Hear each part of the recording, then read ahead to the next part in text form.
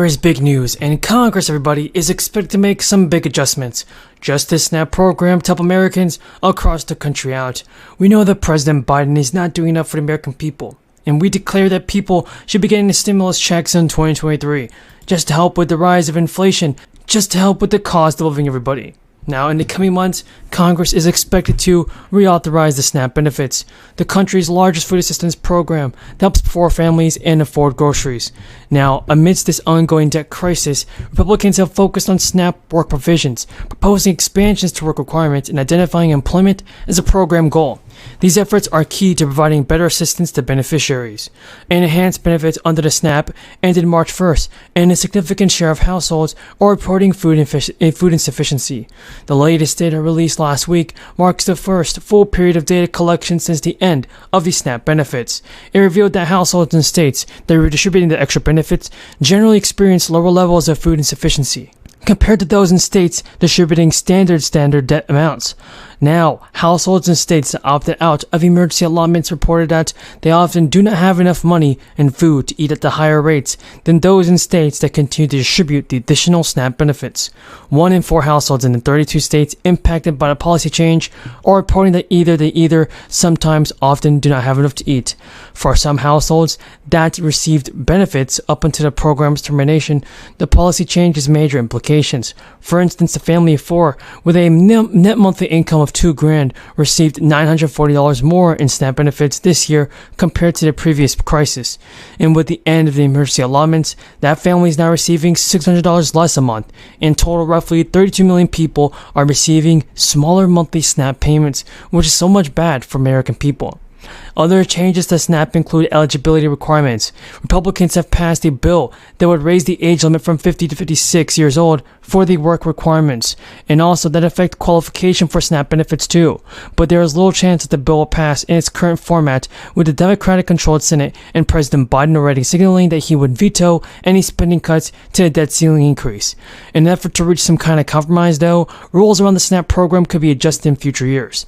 This past Friday's better than expected jobs report defied interest rate hikes again that are aimed to slash inflation by cooling the economy.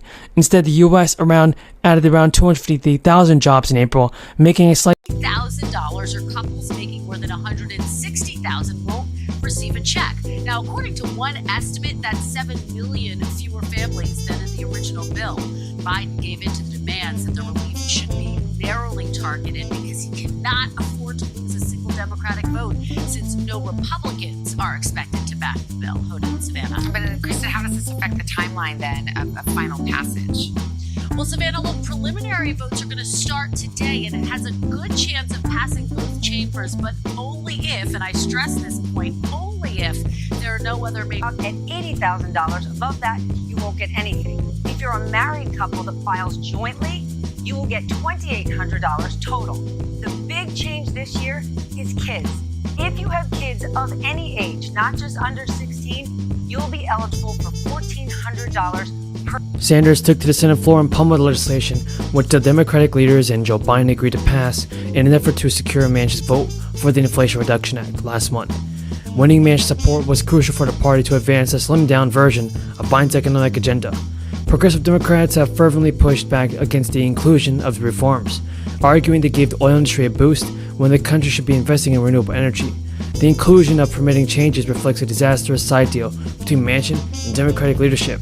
Sanders said adding the reforms in our position with the energy policy the U.S. is pursuing should be happening. And when asked about his announcement, Sanders said at a time when climate change is threatening the very existence of our planet, why would anyone be taking or talking about substantially increasing carbon emissions in fossil fuel production? He also warned of a revolt. Bernie Sanders warned of a revolt against House Democrats, saying at least 59 Democratic lawmakers would release a letter stating their opposition to the deal. And Manchin defended his opposition. In his position on this, noting that the Inflation Reduction Act included funding for several kinds of clean energy projects. Still, a senator from West Virginia argued that increased energy production from fossil fuels is needed to address more pressing energy demands. More relief has been approved for low-income households, as signed as DI. The IRS released new information on bonus relief checks. Many people are waiting to get an extra payment from the IRS, as long as they meet the new eligibility requirement. The IRS estimates it will refund more than $1 billion in failure to file penalties to around 1 million taxpayers. Most refunds will go by the end of September. The tax agency announced last month that it would give money back to fire taxpayers for failing to pay back their taxes on time during the first 2 years of the crisis. Chuck Reddick announced that the penalty relief issued today is yet another way the agency is supporting people during this time. The IRS said issuing the refunds were... Folks, the Social Security Administration is at risk of defaulting. And when that happens, that means no Social Security benefits anymore. New payments will be going out to eligible seniors in just a couple of days, so get your stimulus ready. You can be getting it actually sooner than we all expected. That's because of what this President Biden just did for the fourth stimulus check. Watch this, folks. You don't want to miss out on the important news. Nearly all American workers are eligible for Social Security. People can choose to start receiving them pretty much at the age of 62. Full retirement age is currently set at 67, and that's even for people who were born in the 60s. But nearly 90% of eligible Americans claim Social Security at or before the full retirement age, with about a third of beneficiaries claiming the age 62 as their earliest time possible.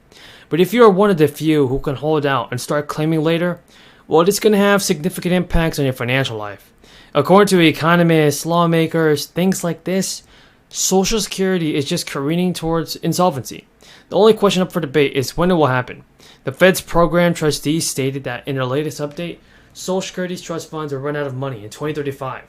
But less than 2 months ago, the Budget Office projected Social Security will become insolvent in just 10 years. But contrary to some American fears, Social Security benefits won't be cut when the trust funds are exhausted. Payroll taxes at current levels should enable the program to continue paying around 80% of benefits. Still, those steep benefit cuts could hurt the millions of retirees. Politicians in both major political parties want to prevent this from happening. In particular, Joe Biden wants to make wages more subject to taxes. Currently, Americans pay this payroll tax only on income of up to $160,000. Under Biden's campaign, Aaron says he realizes he made a big mistake. I deserved it. It was a bad choice. They tracked down Aaron with his buddy in the passenger seat. Pull over now! He came to a halt pretty quickly. Give me the belt. At which... folks, this is an important day for the American people, and Joe Biden has made a big announcement. The Biden administration is now vowing to help consumers save money on healthcare costs, and experts expect that many households are about to save hundreds of dollars, even more. And according to Yahoo News, Joe Biden rolled out on a new set of initiatives to reduce healthcare costs, a crackdown on what he called junk insurance plans. The Biden administration unveiled new guidance to prevent surprise medical bills and an effort to reduce debt tied to credit cards as well. And now Biden is building on previous initiatives to limit healthcare costs. The Department of Health and Human Services released new estimates showing 18 million older adults and other Medicare beneficiaries will save an estimated $400 a year in prescription costs in 2025. It's because of the president placing a cap on out-of-pocket spending as part of last year's Inflation Reduction Act, and it does make sense for Joe